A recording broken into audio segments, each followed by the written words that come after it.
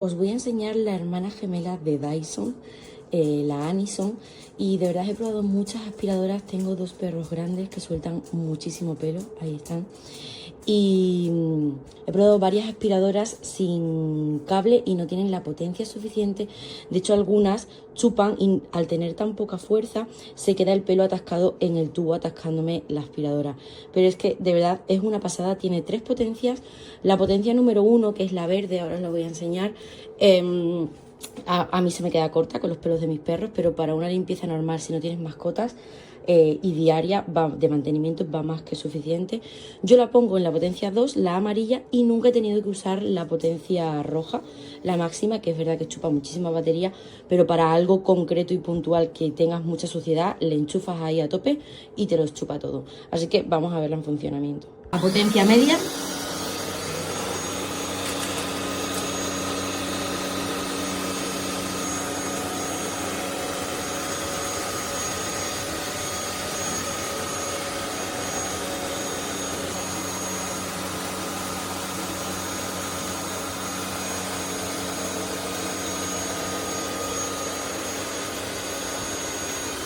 Habéis visto cómo se ha llevado el pelusón desde la distancia, o sea, tiene una capacidad de succión increíble.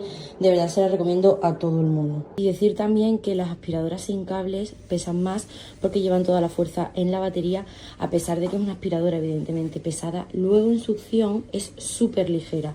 O sea, me he probado otras que en el movimiento de para adelante y para atrás pesan muchísimo. Aquí os enseño las potencias. Esta es la media y después aquí cambiáis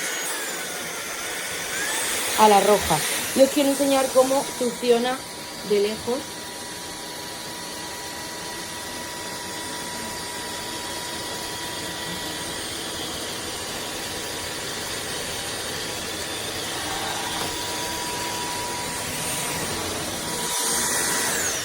De una pasada y de lejos.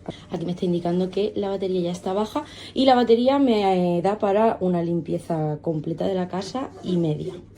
Además tiene un maravilloso cabezal antienredos que es ideal para que no se te atasquen los pelos. Y seguramente te estés preguntando también por el servicio técnico. A mí a la semana me llegó una carta donde me daban un QR para activar la garantía, y además la comunicación con ellos a través de correo es muy buena, muy fluida y muy rápida.